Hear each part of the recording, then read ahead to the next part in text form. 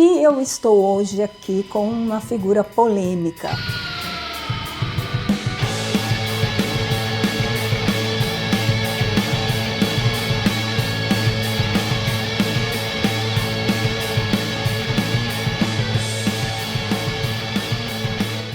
Boa tarde, meus amigos do canal Sua Arte Conta. Como é que estão vocês, amigos e amigas? Desde já dei um like, comentem. E eu estou hoje aqui com uma figura polêmica. Ou você ama ou você odeia. Regis Tadeu. Regis. E aí, como é que vai? Tudo bem? Tudo bem, e você? Tudo bem? Olá, pessoal. Tudo bem? Olha, eu vou fazer uma narrativa rápida, mas eu vou descrever quem é você primeiro. Ok. Tá bom. Vamos lá. Regis Tadeu, jornalista, crítico musical na minha modesta concepção, um dos melhores. Obrigado. Locutor de rádio, baterista muito legal. Bom, tá, muito bom também. Muito obrigado. Não, é seu, precisa agradecer. Colecionador profissional de discos e CDs. Gente, estão te chamando de youtuber.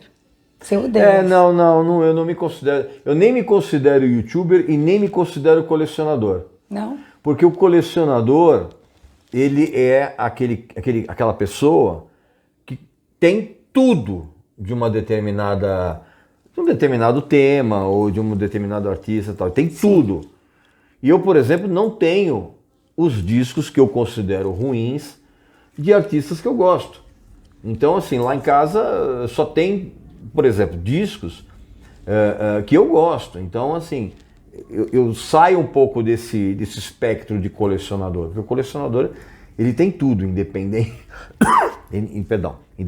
do que ele considera bom ou não. Então, e essa coisa do youtuber também é uma coisa que me deixa um pouco incomodado quando as pessoas falam, porque eu tenho em mente toda aquela primeira geração de youtubers, que era um monte de gente retardada, sem conteúdo algum, que ficava fazendo micagens na internet, né? E eu entrei muito tarde no YouTube. Que ano você entrou?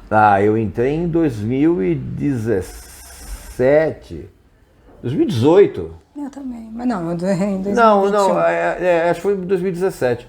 E a minha premissa sempre foi oferecer conteúdo, né? Que era exatamente o que esses youtubers jamais ofereceram.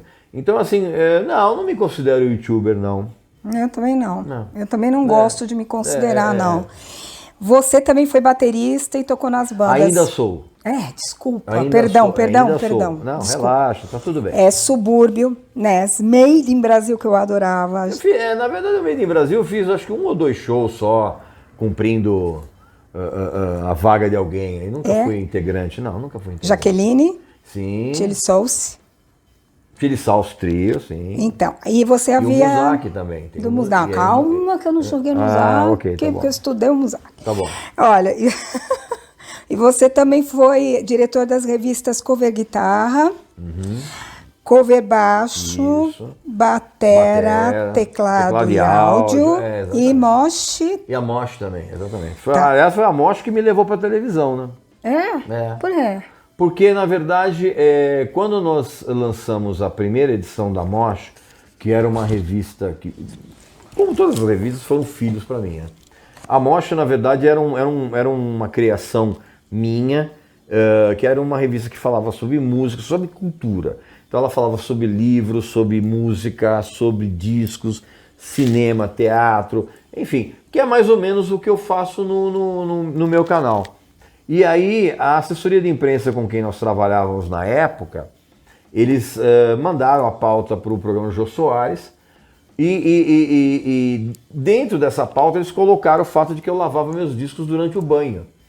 E aí a produção do Jô Soares falou, cara, traz esse cara pra cá. E aí foi aquela bola de neve, aí teve aquele vídeo que ficou famoso, aquela coisa toda que agora inclusive as pessoas recuperaram por ocasião da... Você se ferrou, porque eu falo muito. Fala, mas e agora as pessoas recuperaram, né, por conta da morte do Jô. E então, na verdade, a Mosh foi a revista que me levou para televisão. E depois aí teve o convite do Super Pop, depois o Raul Gil, onde eu tô até hoje lá. Me conta uma coisa.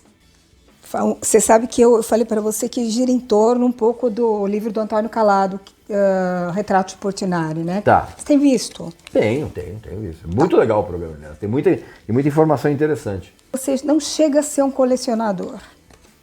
Exatamente por isso, Sônia, porque eu não tenho... Quantos discos tem um doido, colecionador doido? Mais. Olha, no meu... não faço ideia. Deve ter gente aí com...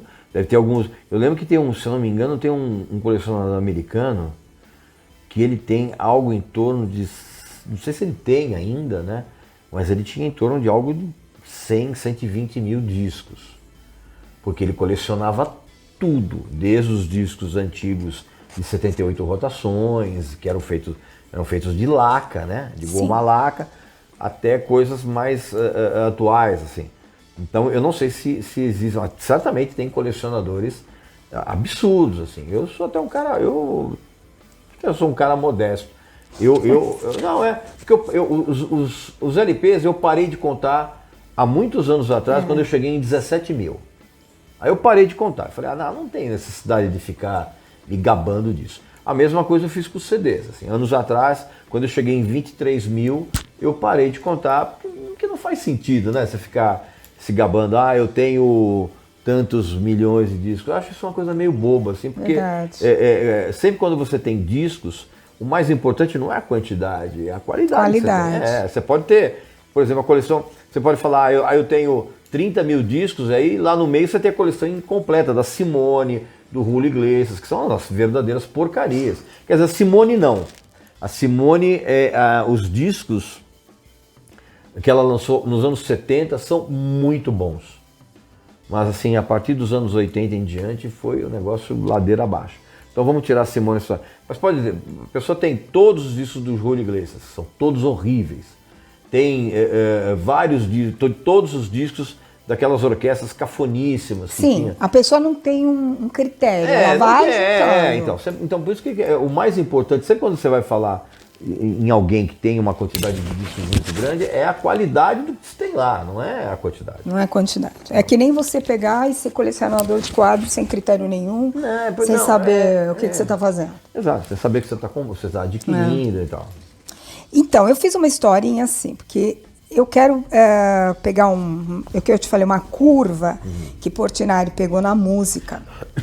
E foi assim, e na arte também acontecia isso, 2000 anos atrás, até o Renascimento, nós artistas, porque eu te considero artista, éramos meros braçais. A partir disso, os reis, principalmente os papas, eles começaram a doar a criação e o ócio criativo aos artistas, porém, eles ainda continuavam dependendo do mecenato, o que continuou na burguesia, porque a burguesia piorou, né? Porque o burguês não estava acostumado a consumir arte. Sim, como nós. Aliás, não tinha o menor conhecimento, né? Na verdade, ali, o mecenato burguês, na verdade... Uma desgraça. Não, na verdade, mas ele veio muito mais por... O mecenato burguês, ele é muito parecido com o que acontece hoje quando as pessoas vão comprar carros. As pessoas não compram os carros para elas compram para exibir para os outros. Verdade. Então o mecenato burguês, ele era muito mais infinitamente calcado na exibição do que propriamente na apreciação da arte. É verdade. Isso Nossa, que legal. Que legal. É que nem as pessoas que ficam comprando carro prata. A pessoa fala, eu vou comprar carro prata porque é mais fácil de vender. Quer dizer, a pessoa está comprando o carro já pensando lá na frente, enquanto ela vai, teoricamente, não perder na hora de revender. Quer dizer, é a mesma coisa, por exemplo, a pessoa trazendo dentro do universo da pintura. É a mesma coisa que para mim é a mesma coisa. A pessoa compra um quadro já pensando, isso aqui daqui uns anos vai valorizar e eu vou poder revender. O que para mim é um absurdo total. Isso não é apreciar arte, isso é outra coisa. Não, isso é especulativo. Especulativo e pior, né? É depreciativo até para a própria pessoa. Exato. Tem uma história do bar, que eu sei que você não gosta muito. Como assim? Você não gosta de bar? Você falou que não é fã do bar. Que você entende errado. Não, você entendeu errado. Na verdade, eu não sou fã de nada. Mas a obra de bar Tá. A obra de Bach é absolutamente sensacional. Tá. Não, imagina. Desculpa, então. Não. Gente, como é que é? Todo fã é um estúpido, eu Todo adoro. todo fã é um idiota. Você sabe que isso mudou muito a minha forma de pensar. Ah, fico contente de saber disso. Não, é verdade. E porque eu achava que eu era um ET, né? Eu falava assim, meu Deus, devo ser um ET, porque eu não consigo... eu gosto da música, mas eu fico olhando a pessoa e falei, dá para separar? Mas eu achava que eu era um ET por causa disso. Dá pra separar, Então, dá pra separar a pessoa física da pessoa jurídica. ainda mais em arte, né? Ainda mais em arte em geral. Nossa. Então, o Bach, ele fez o concerto de Brandemburgo, porque o rei Ludwig, em 1719, encomendou para ele. Muito bem, ele fez, entregou, só que, quando ele morreu, o príncipe, a partitura do Bach ficou perdida entre várias, porque o príncipe preferia Vivaldi. Vai vendo o que aconteceu. Por que eu estou falando isso, né? Aí, isso vinha antes da Revolução, que já estava... Isso aqui eu acho que o Barroco e o Arcade, ele já vem sinalizar o que vai acontecer na Revolução Francesa e depois Revolução Industrial. De uma certa forma, sim. Você acha que não? Eu acho que é um prenúncio muito sutil para acontecimentos muito grandes. Eu não faço tanto essa correlação, mas enfim. Vai em frente. Não, pode falar. Não, vai em frente. Não, eu não vejo muito a música. Eu penso que a música ela é um retrato. Perdão. A música é um retrato fidedigno da época. Tá. Eu não consigo fazer esse tipo de relação entre premonitória que existe, por exemplo, entre a música e acontecimentos futuros. Eu penso sempre na música como um retrato do presente, uma polaroid instantânea ali E ali fica. Ali fica.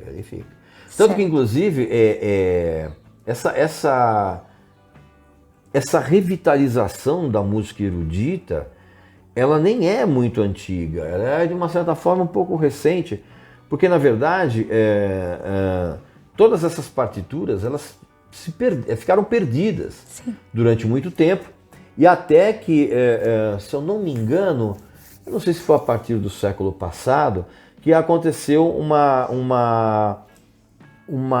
como é que eu vou dizer, um movimento de recuperação dessas partituras, e aí sim esses compositores que as gerações não conheciam passaram a conhecer, porque se não tivesse rolado essa recuperação das partituras, ninguém mais ia lembrar de Beethoven, de Mozart, e você sabe muito bem que são gênios da música. Então, assim, grande parte do mérito que a música erudita tem hoje como uma forma de arte sublime, ela tem que ser dada, grande parte desse mérito tem que ser dado para as pessoas, para os profissionais, para os amantes da música erudita que recuperaram todas essas obras. Assim como antigamente as pessoas tinham preferência por Bach ou por Vivaldi, que também era um compositor incrível, mas o que acontece é que muitos desses compositores morreram pobres, sem qualquer tipo de auxílio, e séculos depois as obras foram recuperadas. Eu acho essa história incrível. E sem nenhum reconhecimento, às vezes, né? Não, sem nenhum reconhecimento. Vários compositores morreram na penúria, sem a verba do mecenato, aquela coisa toda. Às vezes a realeza morria e não tinha ninguém para substanciar, vamos dizer assim, financeiramente todos os compositores, né? E outra coisa, quantos compositores absurdamente talentosos não tiveram as suas partituras, as suas obras recuperadas? Não. Vai saber. Se você tinha, de repente, um cara tão genial quanto Beethoven... NP. Você está entendendo? Pois é, você tem... tem alguns autores compositores eruditos que eu adoro, mas que não ficaram tão famosos. Sim. Como, por exemplo, Corelli, que é absolutamente sensacional, Grieg, Haydn. Então, assim, tem uma série de outros compositores incríveis que, por uma questão de popularização, eles não receberam a devida atenção. Mas aí, evidentemente, que tem um marketing em cima. Certo. Você gosta de ópera? eu sou um compositor, eu sou um apreciador de ópera muito circunstancial. O que você chama de circunstancial? Depende do dia, eu posso estar propenso ou não a ouvir ópera. Tá entendendo? Eu posso, num determinado... Eu tenho alguns discos de ópera em casa, alguns bem famosos. Quando eu falo bem famosos, são discos que foram... óperas regidas por orquestras incríveis, você tá entendendo? Sim. Então eu tenho algumas coisas ali, mas é muito circunstancial, assim como qualquer coisa, né? Qualquer tipo de música, para mim ele é muito circunstancial, dependendo... Eu acho que a grande vantagem de você ter muitos discos é você chegar em casa com vontade de ouvir alguma coisa e tá ali. E vai, né? Dispor. Exatamente. Então, segundo o Antônio Calado, no livro Nesse Retrato de Portinari, ele fala assim, que dito pelo Portinari, eu não trocaria a minha arte por um prato de lentilha. O que ele queria dizer? Que ele ia morrer de fome se ele não tivesse tido êxito naquilo que ele fazia. Perfeito. Você acha que você morreria de fome? Você concorda? Você acha que o Portinari exagerou? Não. Eu acho que é importantíssimo para qualquer artista, de qualquer época, que ele tenha meios de sobrevivência para fazer a sua arte. Porque você fazer arte de barriga vazia ou em desespero... Se bem que o desespero, às vezes, a tristeza produz obras incríveis. Mas quando você tem a tua sobrevivência... E eu estou levando isso literalmente ao pé da letra.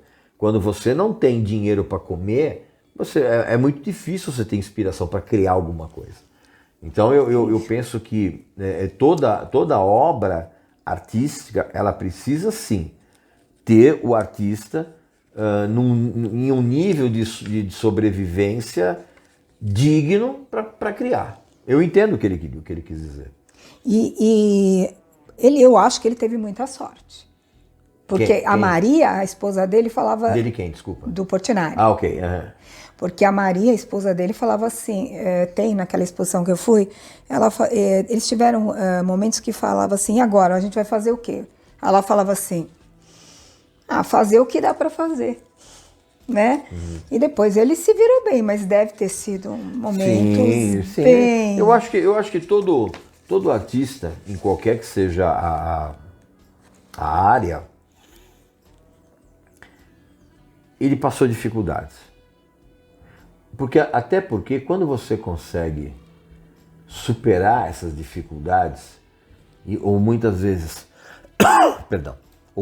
quando a sobrevivência ela tá atrelada apenas à tristeza e não à fome, eu sei de obras, por exemplo, aliás são inúmeras obras em qualquer campo artístico, que elas foram criadas a partir de estados de tristeza. Sim.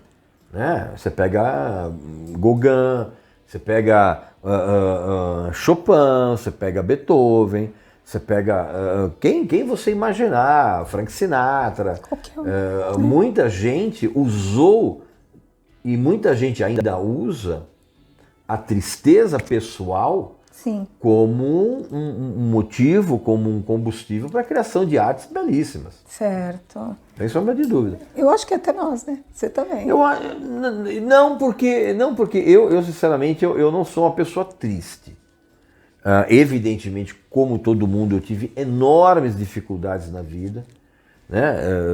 Aquela coisa de a família ter muito dinheiro e do nada perder tudo. Eu já tive fase, por exemplo, de abrir a minha geladeira e ter só um copo d'água e uma esfirra de ontem, né? Então eu sei o que é passar fome. Então, mas assim, não, a minha vida, eu não diria que a minha vida foi ou é triste. A gente sempre teve momentos de tristeza, mas assim, é que para mim, a tristeza, para o tipo de trabalho que eu faço, a tristeza não é uma inspiração. Atrapalha? Para mim atrapalha. Tá. Para mim atrapalha. Eu acho que ela é inspiração para um compositor que já está bem de vida. Não, um compositor que já está com a conta bancária bacana, Você tá entendendo? De repente ele toma um pé na bunda e aí ele lá, tristonho, eu tenho muito dinheiro, mas eu não tenho amor. Então o cara vai lá e escreve. Acho que isso é mais comum. Isso é mais comum. Agora eu vou te perguntar uma coisa, como é que está o mecenato hoje, que é o famoso e conhecido patrocínio na música? O bom artista está órfão? Não, não, primeiro que não eu faço uma diferença entre Então mecenato e patrocínio. Então fala. O mecenato, para mim, é quando você acredita no trabalho de alguém e você promove uma segurança financeira para que ele continue produzindo. Tá.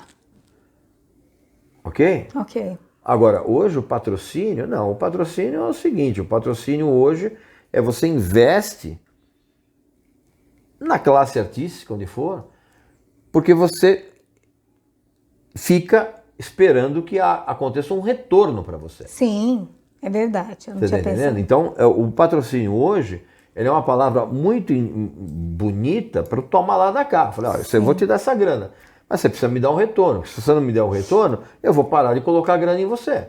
E essa é a premissa básica da publicidade. E nesse mote aí, estamos órfãos? Nossa, eu vou mexer tanto que eu vou atrapalhar. Não, não, eu acho que órfãos está todo artista que tem a sua arte voltada para a apreciação artística e não para o retorno mercantilista. Então hoje a gente tem muito artista que tem um trabalho maravilhoso, espetacular, mas que jamais, infelizmente, jamais vai receber o recebimento, ou vai receber um reconhecimento. Por quê, cara? Porque é um tipo de obra que não interessa às grandes empresas, ou mesmo aos patrocinadores, ou mesmo ao grande público, né? Que eu costumo chamar de popularesco.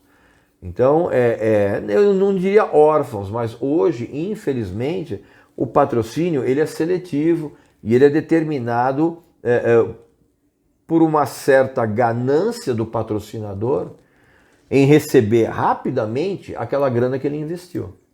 Isso é trágico, né? Eu acho que é a lei de mercado.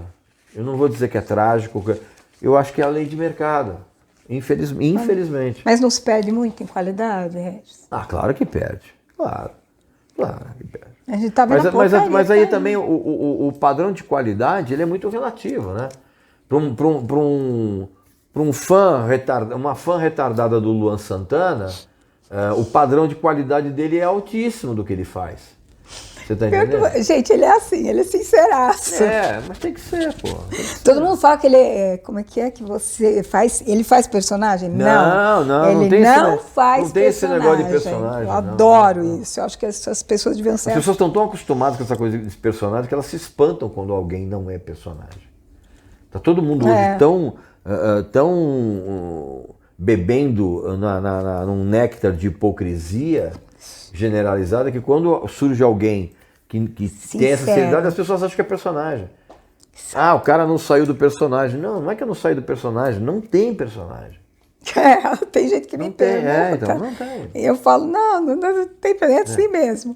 Em 1956, de novo, trazendo o livro, ele dizia que, ele falava, pintando, que a arte estava acabando e que ela não existiria mais. 2 anos depois ele faleceu. Você acha que... Você pensa igual a ele? Não, bobagem. Bobagem, né? Isso é a típica frase de alguém absolutamente desencantado com os rumos artísticos de uma determinada época. Não, é bobagem. A arte nunca vai deixar de florescer. O que pode acontecer é que ela passe com um processo de ignorância. Por exemplo, o processo de ignorância que a gente vive no Brasil hoje, pode ser que ela passe cada vez mais a ser menos notada por um número maior de pessoas. Mas ela não vai morrer de forma alguma. Sempre vão haver bolsões de resistência artística contra o bundamolismo. Né? Pelo amor de Deus. Tá muito difícil mesmo. Mas não concordo com o Portinari. O Portinari, legal. Bom, eu penso que nem você, porque se a arte parte de uma expressão humana, ela nem sempre é comercial, é aquilo que você falou, certo? Exatamente. A arte comercial, dentro de um contexto de padrões de obra de arte, ela tem que ser vendável, porém nem sempre a obra de arte, como as instalações, elas não são comerciais. Não, eu na verdade, eu sempre ouvi a palavra instalação artística como demônio vendo a figura de Jesus. Porque houve uma época em que a palavra instalação era desculpa para qualquer um fazer um monte de merda, criar coisas assim absurdas, sem o menor sentido, e com a desculpa de que na verdade era uma instalação artística. Sim. Sim. Era um negócio, nos anos 80, isso foi uma praga. Nas bienais, né? Nossa, isso era uma muito praga. difícil. O cara botava uma privada com merda de plástico boiando e em cima colocava uma cacatua, assim, não tinha absolutamente nada a ver, mas aquilo era uma instalação. Verdade. Cara, instalação de quê, bicho? Né? Era uma praga isso. Tanto que o que eu conheço de boas instalações, uma acho que não sei se você vai concordar, uma é a Marina Abramovic, que tem essa... Tem algumas coisas que são legais, mas tem outras coisas que são muito piegas também. Duas, né? E a Yoko Ono. Elas realmente fizeram um trabalho profundo em torno disso. Agora, a última Bienal, só a arte indígena vale a pena. O resto pois é. Estava... E outra, você tem hoje, essa coisa da arte comercial, ela é muito sazonal. Porque tem determinadas coisas que hoje são consideradas como arte, que não eram antigamente. Então a arte, ela obedece a ciclos, como acontece na música, como acontece no cinema. Você tem épocas em que um determinado elemento é considerado cafona, vamos dizer assim o termo, e para na década seguinte ser considerado genial. Assim, eu tenho certeza que no futuro as pessoas vão olhar para os quadros do Romero Brito e vão dar risada daquilo e falar, cara, como é que alguém pode chamar essa merda de arte? Eu já penso assim. Você está entendendo? Quer dizer, é um negócio impressionante. E hoje, você quer saber se uma pessoa não sabe nada de arte? Pergunta para ela o que ela acha dos quadros do Romero Brito. Se ela falar que os quadros são lindos, você pode ter certeza que a pessoa não sabe porra nenhuma de arte. Nada. Zero. Tem todo... É que nem outro dia que eu... Não sei se você vai concordar comigo, quer dizer, eu não sei. Acho que foi na Sotheby's que um cara comprou um quadro que era o seguinte, era só moldura enorme, ele pagou $1 milhão. Então, esse cara é um estúpido. Esse cara é um estúpido. Esse cara é um estúpido. Esse cara absolutamente não sabe, não tem a menor noção do que é arte. Ele é apenas um milionário que quer demonstrar para as pessoas que ele tem um olho artístico que ninguém viu, que ninguém percebeu, sabe? Isso eu acho uma estupidez. Baita olho. Porra, mas tudo bem. Aí de repente o cara quer lavar dinheiro, né? Vai saber. Não. Você gosta da arte pictórica, escultura, fotografia? E tirando as capas de discos, que a gente já vai falar, instalações você já falou, e que artista te agrada nessa área? Depois a gente vai falar das capas de discos. Olha, eu tenho uma preferência por esculturas e até mesmo por fotografias que passa inicialmente pelo meu olho. Tá. Quando eu falo isso, por quê, cara? Porque é uma coisa absolutamente básica.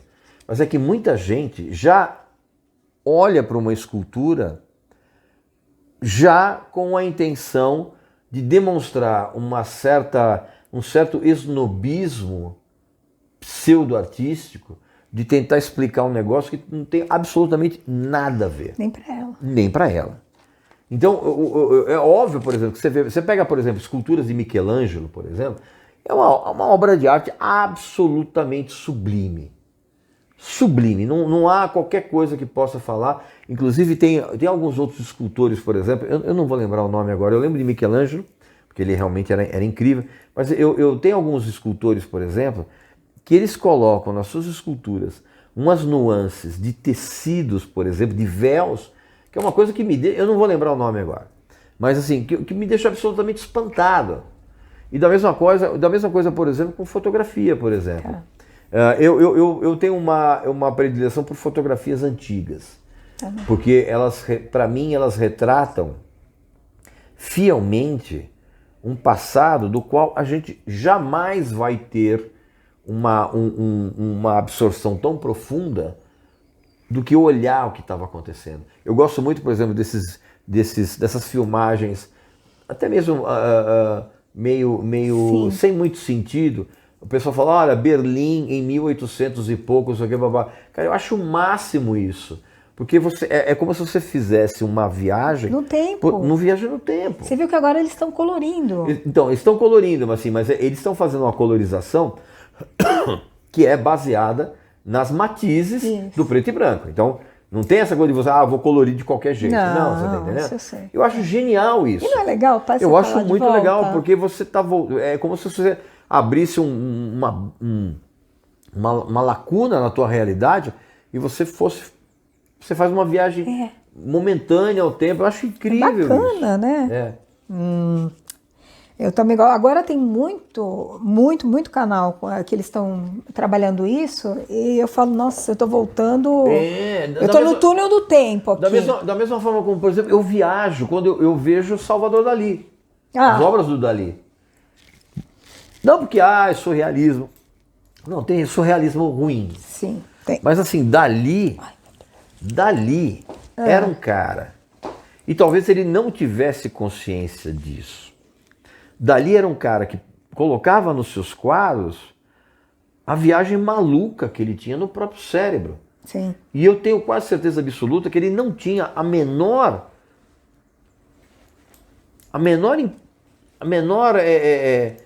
como é que eu vou dizer? Ele não tinha o menor pensamento de que aquela viagem extremamente particular pudesse ser a viagem de milhares de outras pessoas, como foi para mim, por exemplo. Então, quando eu vejo quadros de Dalí, por exemplo, eu faço viagens absurdas. Sem sombra de dúvida. Você sabe que nos anos 80, quando os quatro gênios, eu acho que já falei isso com você, da pintura, o Maria Bardi trouxe os quatro, o Salvador Dalí não foi considerado. Ele era considerado popularesco pela classe. Então, pois é, que eu acho isso também um esnobismo, sim, uma bobagem. Eu adorava fazer tudo que ele... Eu acho que é uma coisa de você ficar olhando para aquilo e o que te causa. O que você acha? Mas essa é a prerrogativa da arte. A prerrogativa da arte é você pegar vamos falar um determinado quadro, e você botar 10 pessoas vão ter 10 explicações ou 10 sensações diferentes em relação a um determinado quadro. Sim. Por isso que é super importante quando você vai no museu, por exemplo, você olhar o quadro não apenas de uma posição. Sim. Você está entendendo? Você tem que olhar você tem que ir variando a posição, porque a cada posição você vai encontrar um elemento diferente. Agora, você vai explicar isso para alguém que está acostumado a assistir o Caldeirão do Hulk, é difícil, né? Não, esquece. Pula. Não, depois eu falo mais disso, que eu adoro cutucar você.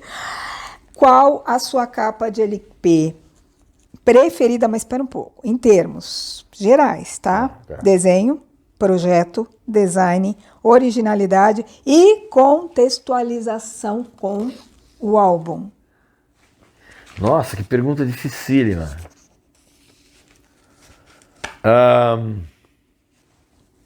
É aquela que você fala assim, nossa, essa tem tudo. Tem design, tem efeito, tem projeto de embalagem, tem desenho, tem uma bela ilustração. Eu nunca vou usar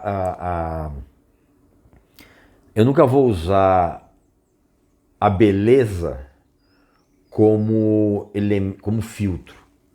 Eu acho que não, porque você pode ter... eu acho que numa capa de disco, o impacto ele acontece não necessariamente pela beleza da obra. Você pega, por exemplo, a capa, vamos supor, do In the Court of Crimson King, do King Crimson, que é aquela figura com a boca aberta, com a amígdala aparecendo, aqui desenhado, aí você abre, tem lá o demônio. Aquilo é um impacto impressionante, aquilo é uma imagem de uma capa de disco que você não vai esquecer nunca. Assim como determinadas capas, por exemplo, do Roger Dean, do Yes, que eu já mostrei para você na coisa. Então, nossa, eu não saberia dizer qual a mais impactante. A que te vem agora.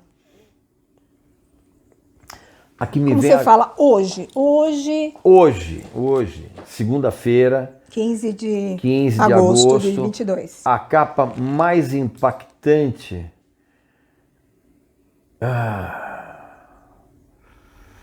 A capa mais impactante hoje é. Meu Deus, que pergunta, Jesus. Peguei pesado. Pegou muito pesado. Porque você está falando agora assim, então a minha cabeça parece aquelas. Sabe aquelas coisas que você vai passando as imagens? Nas lives você mostra uns encartes. Eu fico lá olhando, né? Oh, meu Deus, que mania de mexer. Desculpa, gente. Vai fazer barulho, mas tudo bem. Olha, eu não quero te deixar sem resposta. A capa mais impactante. Meu Deus do céu, que pergunta incrível. A capa mais impactante. Talvez a capa do Dark Side of the Moon do Pink Floyd, que é o fundo preto, com o prisma e com a coisa. Aquilo é uma coisa que até hoje me deixa um pouco embasbacado. Porque é um negócio tão simples e tão bem sacado. Sim. Enfim, eu vou citar várias aqui. Pode falar. A capa, por exemplo, a capa do Revolver dos Beatles, que é uma capa em preto e branco, ela tem tantos detalhes.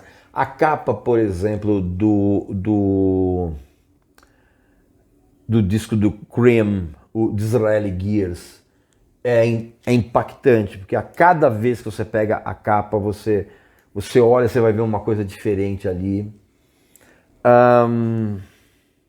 Queria citar mais duas para completar 5.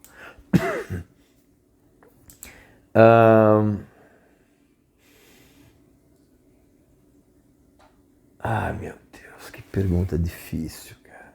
Não, acho que essas 3 estão Tá bom, nossa, já, né? eu concordo que eu peguei pesado. Cometer injustiças. Né? É que você mostra cada disco lá nas lives. Gente, tem que participar do grupo dele, viu? Quer falar do grupo? Não, você pode ir lá nos meus vídeos lá no meu canal no YouTube, você clicar embaixo em Seja Membro, para que você se torne sócio do Clube de Membros VIP lá do YouTube, que inclusive é um local onde eu coloco vídeos exclusivos, inéditos, que você não vai ver em lugar nenhum, tem séries novas, tem um monte de benefícios, lá você vai escolher o teu plano, e um dos benefícios é você fazer parte também do meu grupo secreto do Facebook, que é um grupo também que as pessoas só têm acesso por intermédio desse apoio. E lá também eu coloco material inédito que eu também não coloco em outro lugar. Quer dizer, eu fico produzindo material inédito o tempo inteiro. É muito bom. E lá nessas lives de terça-feira, eu sempre respondo as perguntas de todos os nossos sócios. E eu sempre conto histórias a respeito dos discos, eu mostro as capas, e aí a Sônia fica maluca. Que lá, santa paciência. A primeira vez que eu falei, meu Deus, como é que você acha? A pessoa faz uma pergunta que é coisa, meu Deus, vai levar 2 horas. Ele pega. Tem que ser assim, né? Não, pelo amor, não sou assim, não. Você tem esperança na melhora cultural do país e do mundo? Não. Por quê? Não tenho. Eu sou absolutamente desesperançoso. A coisa a caminhar do jeito que está, a gente vai ter gerações subsequentes a nossas, cada vez mais idiotizadas, cada vez menos afeitas a adquirir conhecimento, cada vez valorizando cada vez menos a cultura. Eu sou absolutamente descrente, eu estou desesperado. Eu não sou mais nem desesperançoso, mas sou descrente de que a gente vai melhorar. Não vai, infelizmente não vai. A não ser que acontecesse uma revolução cultural profunda, a médio prazo. Você acha que é vontade política, é vontade das pessoas? O que Não, que então, é tudo na verdade. Porque até mesmo para a política, quanto mais eleitores ignorantes você tiver, melhor. Mais facilmente você consegue manipular as pessoas. Olha a situação que a gente está vivendo hoje no Brasil. Pelo amor. Mas, não, e também as pessoas, elas vão ficar cada vez mais idiotizadas, porque para essas pessoas o raciocínio é um processo doloroso. Dói a cabeça. Eu sei de gente que sente dor de cabeça na hora que vai tentar ler um livro. Eu sei de gente, por exemplo, que não vai em cinema que não seja dublado. Porque a pessoa não consegue acompanhar o que está acontecendo e ler ao mesmo tempo. Danou-se. Cara, como é que você vai ficar com algum tipo de esperança com isso? Eu tenho uma esperança, eu vou te dizer, baseada em quê? Aí você fala, Sônia, você é louca. Você tem uma esperança baseada em alguma coisa relacionada à bruxaria, que só pode ser isso. Só pode ser isso, uma possessão, sabe? Talvez uma possessão demoníaca e talvez... Não, é histórica, para aí. Ó, a Idade Média não durou 1000 anos e um dia ela não acabou. Cara, mas a Idade Média não tinha rede social. A Idade Média não tinha TikTok. A Idade Média não tinha internet. Não há hoje uma invenção mais extraordinária e ao mesmo tempo tão mal usada do que a internet, cara. Aliás, é uma das perguntas que eu ia te fazer. Até onde ela ajuda ou onde ela destrói? Não, ela ajuda imensamente a quem deseja crescer como ser humano. Mas, ao mesmo tempo, é uma latrina para quem não se incomoda absolutamente com o que está acontecendo com o mundo. Todo mundo agora é juiz de tudo, né? Não tem nem idade pra... Tribunal. E a cada bobagem que eu escuto, então. mas aquela que vocês fizeram... Gente, eles fizeram uma live esses dias sobre o cancelamento... Eu tô com a cabeça... O cancelamento do Metallica? Exato. Ai, meu Deus. Pelos TikTokers. Gente, precisa ser muito retardado. Mas, cara, olha o TikTok hoje. Eu quase não entro. Então, mas o TikTok hoje, como eu sempre falo, é a maior concentração de retardados por frame. Ela é uma ferramenta que foi criada exatamente, cara, para entreter gente com o cérebro do tamanho de um alpiste. Porque eles aguentam 15 segundos, é o máximo. Né? E não aguentam as músicas que a gente ouvia de meia hora. Não aguenta qualquer música. Mesmo sucessos pop instantâneos, esse pessoal não ouve até o final. Não ouve. Por isso que essas músicas já começam pelo refrão. Ai, meu Deus. Porque exatamente, porque tem que cativar logo de cara, porque senão a pessoa perde o interesse. Meu Deus, isso é trágico, né? Concorda comigo? Lógico, por isso que... Bom, fala. Por isso que eu estou descrente. Tá bom, mas eu ainda... Eu não sei, eu mantenho a minha luzinha, não é bruxaria não. Normalmente as mulheres são um pouco mais esperançosas em relação a qualquer coisa do que o homem. O homem é bem mais pessimista. Eu tenho uma teoria, mas mais tarde, depois, a hora que chegar eu falo. Artistas brasileiros ou bandas novas que nós precisamos ouvir hoje, novas. Nossa, centenas delas. Existem centenas delas. Em cada programa que eu faço, num dos meus programas de rádio, lá o Rock Brazuca, eu coloco várias delas. Fala do Rock Brazuca.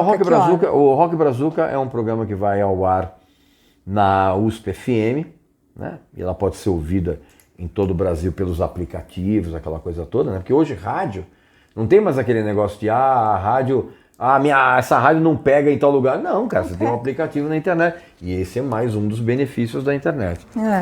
O Rock Brazuca é um programa que eu apresento na Rádio USP FM todo sábado às 3 da tarde, com uma representação na madrugada de quarta-feira às 2 da manhã, onde eu apresento o tempo inteiro novos nomes do rock nacional.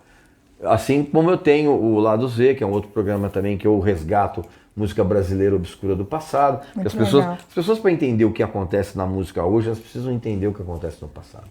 Então, assim, você tem bandas e artistas, centenas, eu diria quase que milhares de novos artistas que fazendo um trabalho muito bom aqui no Brasil, mas que não vão ser descobertos pela grande mídia, porque a grande mídia não interessa também ficar pesquisando isso. Não tem, a grande mídia hoje está preocupada em acompanhar perfil de pseudo-celebridade nas redes sociais. Porque isso é que gera notícia. Pior. Notícia requentada. Sim, porque mas... tem uma notícia que você acha que a pessoa morreu ali, não. Em 2010 ela perdeu. Mas isso explica muito o jornalismo de hoje. Dá vontade de pegar o celular e tirar. Pois é. Infelizmente é isso. Você acha que a guerra... Eu nunca vivi uma fase histórica, nem nos piores momentos do Brasil, tempo que eu tenho de vida, obviamente, né? De violência mundial, guerra, intolerância, fome, uma crise que eu nunca vi, cancelamento. Mas você nunca viu isso? Como assim? Isso acontece o tempo inteiro. Não. Mundial? Não, eu acho olha a fome na África. Não, a fome da África já é... Olha a guerra do Golfo. Não, eu vou chegar lá. Eu acho que a coisa juntou tudo agora, é que nem um rio que vem, tum!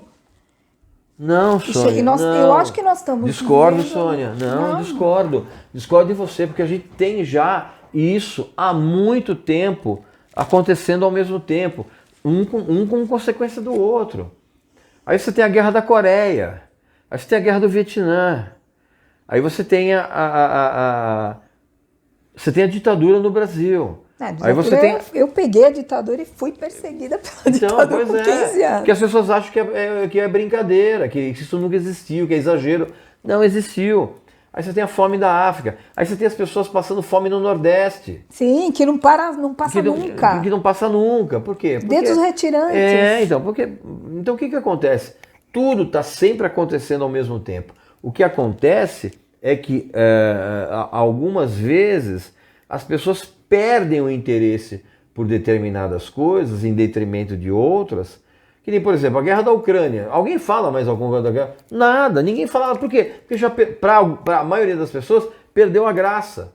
Perdeu a graça. Perdeu a graça de acompanhar a guerra. Ou lutar para que não haja guerra. Pois é, então. Então, assim, hoje... A desgraça, a banalização da violência. Hoje, todos esses conflitos, todos esses grandes problemas, eles são atrações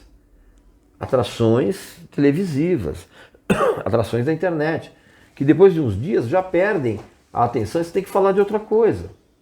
Então, mas não são coisas que a gente devia fazer para melhorar o mundo. Não, sim, mas enquanto você tiver conflitos políticos, conflitos sociais, quando você tiver fome, quando você tiver miséria, enquanto você tiver desigualdade social, não adianta, cara. O planeta está... Eu não quero ser papo de hippie velho, mas o planeta está em extinção.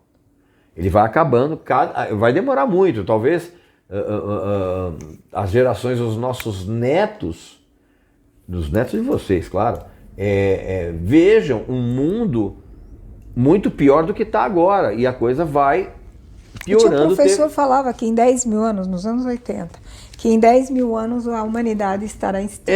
Eu não duvido disso. Eu acho assim, então deixa eu ver, te fazer outra pergunta por aí, mas com um outro lado. Por exemplo, no Médicos Reunidos, para estudar o HIV e o HPV. E o que eles falam? Que as crianças, menininhas que vão nesses bailes, elas estão morrendo não de HIV, mas de câncer, HPV. Sim. Você acha que essa cultura, esse prazer rápido, imediato, essa bagunça, porque eu estou falando que esse momento está bagunçado, entendeu? Parece que não... cadê pai, cadê mãe, cadê... Não, eu acho assim... Eu não estou sendo moralista. Eu discordo de você também, discordo dos médicos. Eu acho que o comportamento das pessoas não provoca doenças. A não ser que você tenha um nível de promiscuidade absurdo que você vai, né? A gente sabe que... mas assim, as pessoas estão doentes porque elas estão cada vez mais reféns da tristeza. Advinda? Advinda da sua própria vida medíocre. As pessoas hoje, no geral, elas têm uma vida medíocre tão enraizada que o fato de você não conseguir buscar ou você não conseguir atingir um patamar que te tire dessa vida medíocre te leva a uma tristeza tão grande que faz com que você adoeça. Me dá um exemplo. Vou te dar um exemplo. Hoje existe uma diferença muito grande entre você ter sucesso e você ter fama. Eu já falei isso várias vezes. Hoje existe Ninguém fala muito nisso porque todo mundo tem meio telhado de vidro. Mas eu posso falar. Hoje você tem pelo menos 2 gerações de jovens absolutamente desesperados por obter fama. A fama, ela é aquela coisa que vem para essas gerações, ela vem rapidinho, você não precisa ter muito esforço, né? Que é diferente do sucesso. Sucesso não, Conteúdo. O sucesso demanda trabalho. Trabalho demanda conteúdo, demanda inteligência, estudo, esse tipo de coisa. Então existe essa diferença. Então, quando você luta grande parte da sua vida para se tornar famoso e você não consegue, você acaba adquirindo uma tristeza crônica por você não conseguir sair do patamar medíocre em que você vive. Você adquire uma doença crônica de insatisfação, que é isso que te deixa doente. E no caso, isso é o Whindersson Nunes, ele conseguiu uma fama e tem uma depressão. Mas aí que tá. Primeiro que a gente precisa parar de pensar em depressão como uma coisa que é decorrente da parte psicológica. Não é. A depressão mesmo, ela é bioquímica. Ou seja, o teu organismo deixa de produzir determinadas substâncias que vão alterar a tua parte psíquica e você, evidentemente... Sim. Isso é depressão. Agora, a outra coisa é o cara estar deprimido. E ele fica deprimido por não ter... Eu não sei, eu não conheço o cara. Ele pode ter depressão. Não, eu estou falando no geral. No geral, a pessoa fica deprimida porque ela não consegue sair daquela vida medíocre que ela leva. Eu noto isso, sabe quando, cara? Quando você vê esses programas infantis, de calouros infantis, dá uma olhada nos pais. É muito triste. Quando você vê os pais, você vê nitidamente que ali os pais muitas vezes levam as crianças para a televisão para que elas adquiram uma fama que é a fama que eles não conseguiram eles mesmos. Então eles projetam aqui. Cara, eu já vi isso várias vezes. Desastre. Várias vezes. Isso não é um pouco... Nós estamos vivendo um tempo de amorosidade, falta de empatia, falta sem de dúvida. Aliás, a pandemia, todo mundo falava, não, a pandemia vai fazer com que as pessoas olhem o outro de uma maneira mais legal. Eu sempre falei, cara, a pandemia vai mostrar, na verdade, isso tem vídeo que eu fiz isso, a pandemia vai mostrar o que de pior o ser humano tem. Batata. Como diria antigamente, batata. Certeza, você não merece. Então nós estamos entrando numa situação bem... Sim. Voltando a Portinari. Você sabe que ele era do Partido Comunista, ok? Sim. E ele defendia que as crianças, desde a tenra idade, fossem identificadas pelo Estado como jovens talentos que lhes proporcionassem o que a Universidade de Harvard fez com Einstein e Eliot. Ou seja, eles eram pagos para pensar. Perfeito. Mas eram exceções. Mesmo em qualquer sistema em qualquer sistema de ócio criativo. Não, em qualquer sistema, em qualquer linha de pensamento, se você é comunista, se você é capitalista, tecnocrata, blá, blá, blá, isso são exceções, cara. São exceções porque dá muito trabalho você criar condições para privilegiar mentes brilhantes. Você acha que hoje ninguém faz isso? Hoje? Nenhuma universidade? Salvo raras exceções, ninguém. Certo. Às vezes brotam super gênios, brota um Stephen Hawking, ou brota um Einstein, mas é muito raro. São seres humanos superdotados. Sim. Mas eles são superdotados não por conta da circunstância que eles viveram. Eles são superdotados porque está no DNA deles algum gene que transforma os caras em... Você conhece algum gênio que realmente... Algum gênio artístico que se tornou assim porque ele frequentou uma universidade ou frequentou uma escola? Não, cara, o cara já era gênio antes. O Portinari não frequentou. O Portinari é assim. Então, essa coisa de, tem que... Cara, isso é um papo muito bonito no papel, mas ninguém faz isso. Ele nem tinha condições. Ninguém faz isso. Então, muitas vezes os gênios, eles surgem. Claro que, às vezes, o papel das universidades é muitas vezes dar visibilidade e condições para que você se desenvolva. Mas, assim, a genialidade está ali, cara. Tá inerente à pessoa.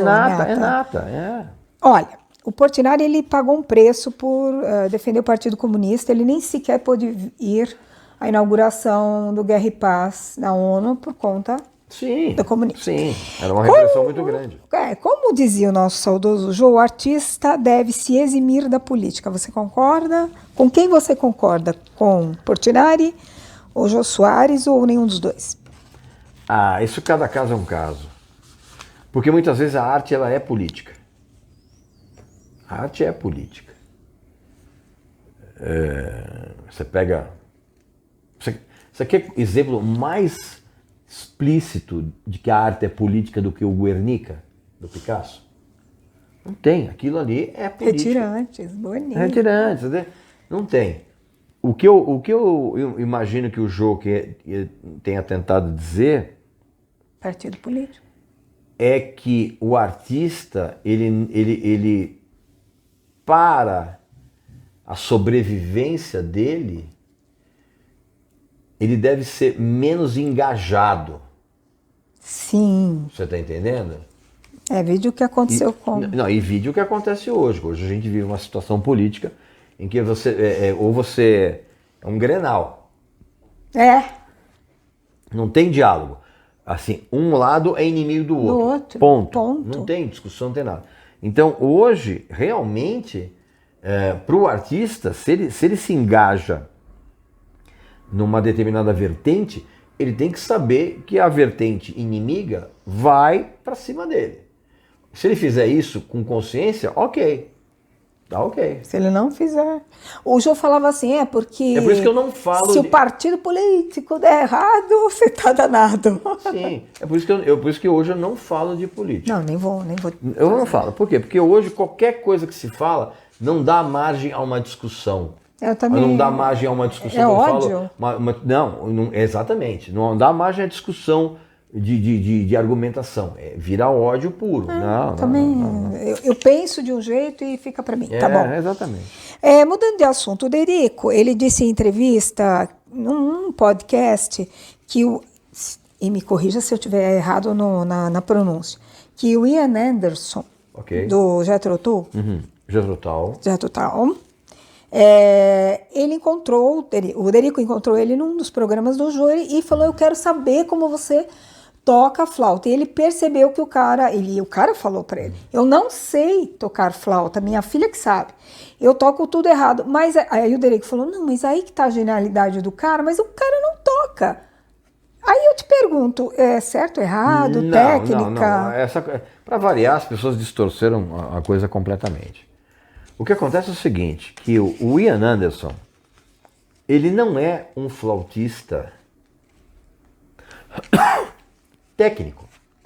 Ele não é um flautista que segue os ditames técnicos da flauta, que é, por exemplo, usada nas grandes orquestras. Certo. Por isso que quando ele falou, pô, mas ele toca errado. Ele falou, não é que ele toca as notas erradas. Pelo contrário, o Ian Anderson é um flautista incrível. Incrível, é. Mas a maneira como ele usa o instrumento, em termos de respiração, em termos de inflexão, em termos de postura, é errado para os ditames técnicos, classicistas do instrumento. Você está entendendo? É a mesma coisa você chegar e falar, se você usar o exemplo do violão erudito, né? Você vai chegar e falar assim, o Baden Powell tocava errado. Sim, para os ditames de postura. Sim, mas era o estilo do cara. Então muitas vezes as pessoas ficam... E isso é uma coisa que é muito recorrente, as pessoas falam assim, tecnicamente o cara é fraco.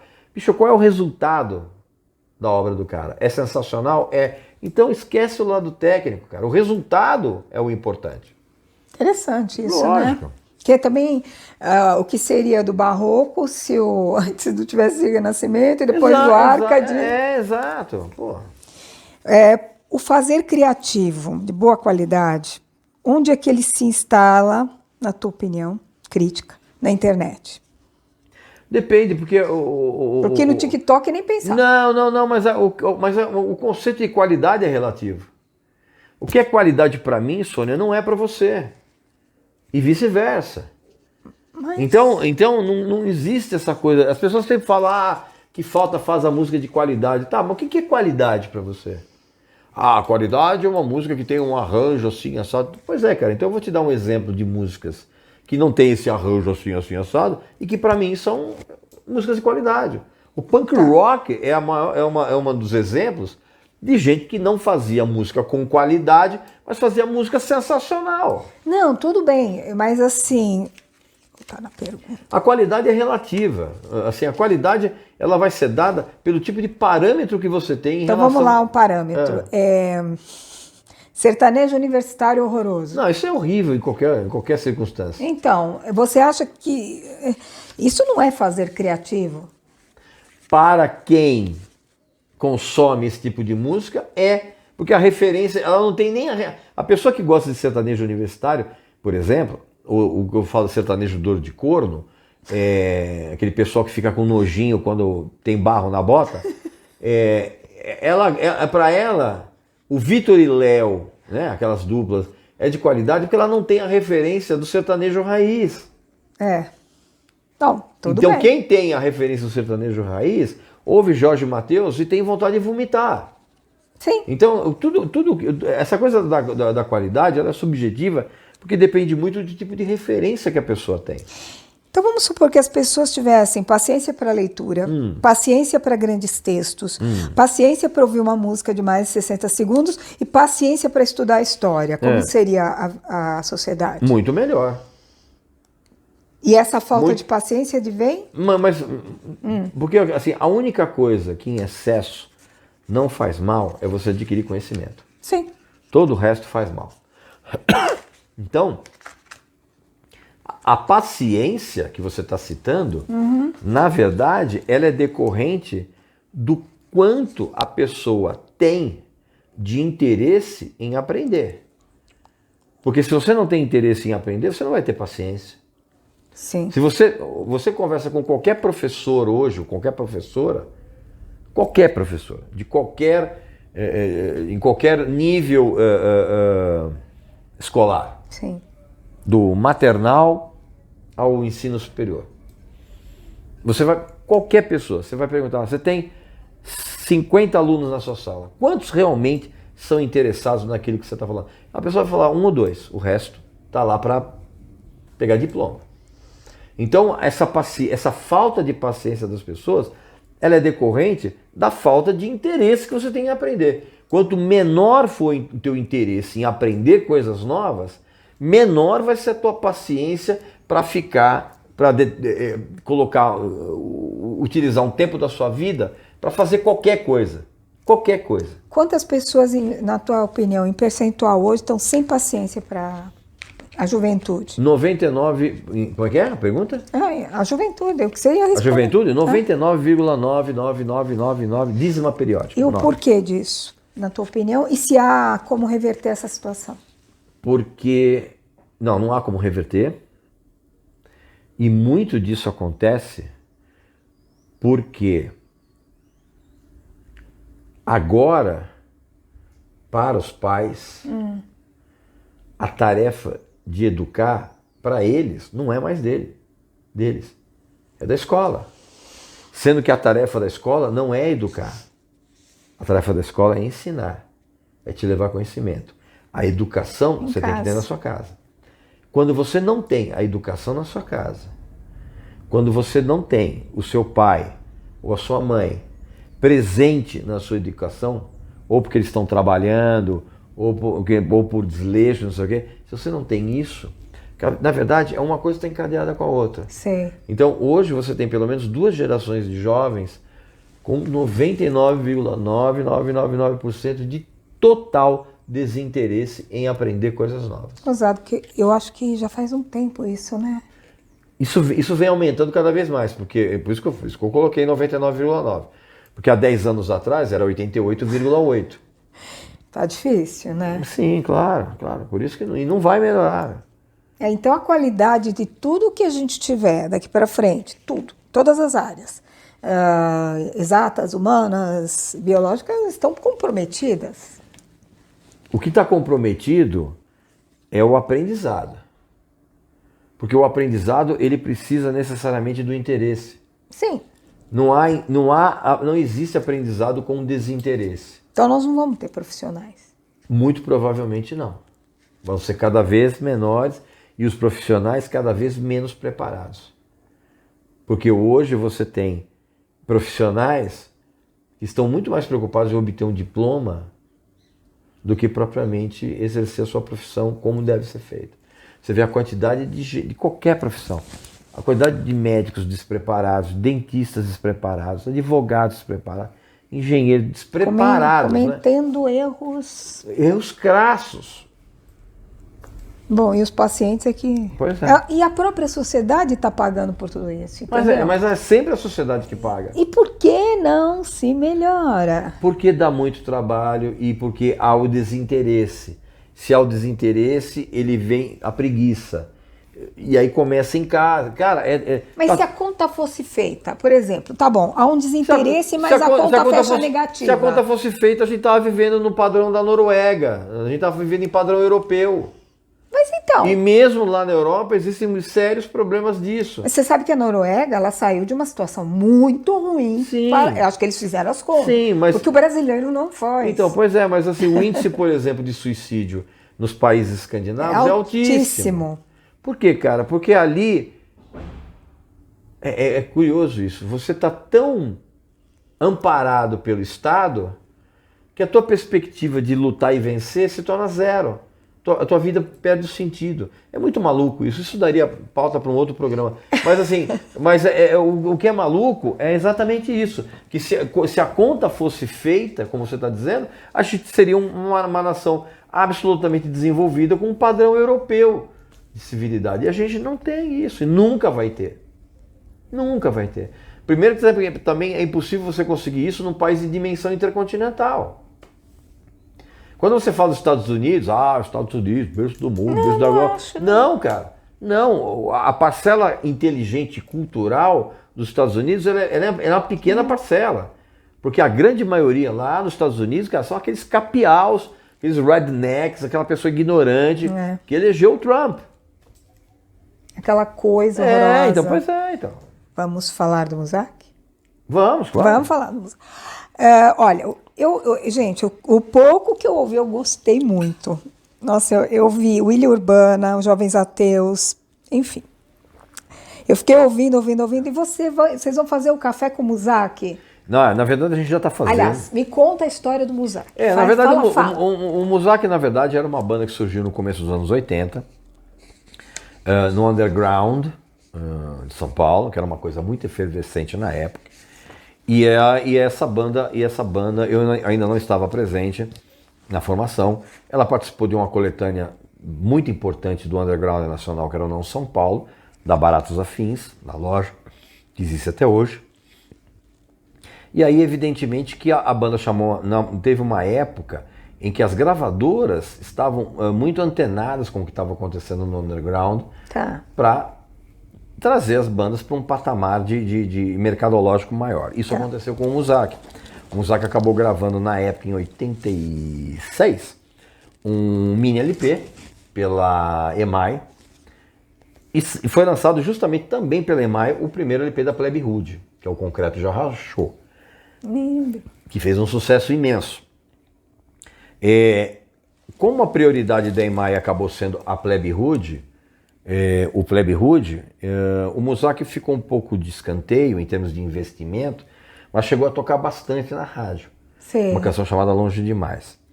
E aí, quando saiu o mini LP, logo o batera original saiu, o Vitor Leite, saudoso, e aí eu entrei no lugar dele, aí eu fiz toda a turnê do disco, né, em 87. E aí depois os dois integrantes, era um trio, os dois integrantes se desentenderam, a banda acabou. Corta para 2019, os dois integrantes já tinham voltado à amizade, eles resolveram retomar a banda e me chamaram novamente. Legal.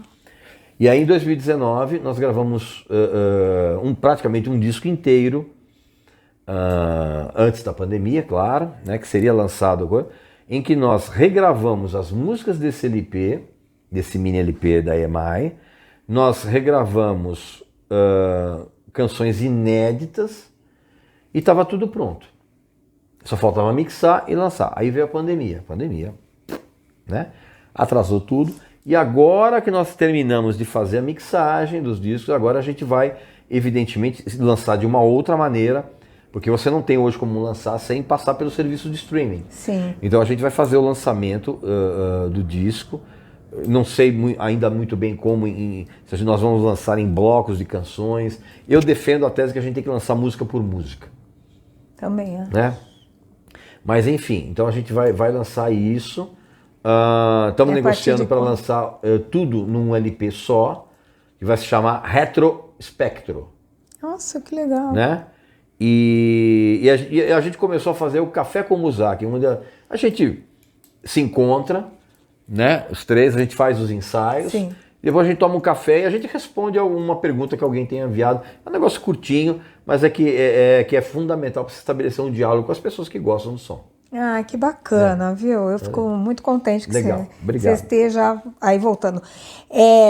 Alguma crítica a mais, alguma coisa que você gostaria de falar? A única coisa que eu gostaria de falar para você, meu amigo e minha amiga que está assistindo esse vídeo, e se você tem filhos, estimule os seus filhos a ler. Ler. Eu quero estimular meu filho a ouvir música, a ver cinema. Calma. Primeiro, desenvolva nele o amor pela leitura. Porque aí todo o resto vem como consequência. O amor pela leitura vai levar ao amor por uma música bacana, vai levar a um filme legal, a um desenho, a uma arte. O prazer pela leitura, ele é uma porta de entrada para todas as outras artes. Então hoje, mais do que nunca, estimule seus filhos a ler. Eles vão se tornar cidadãos melhores. Deixa eu fazer uma pergunta que eu esqueci de fazer. Você conheceu alguém, ou alguma banda, algum artista, que falava assim, não vou fazer nada, é claro que passou fome, obviamente, não sei, além do que eu gosto de fazer, arte, não. da minha arte, não. É possível você viver da sua arte.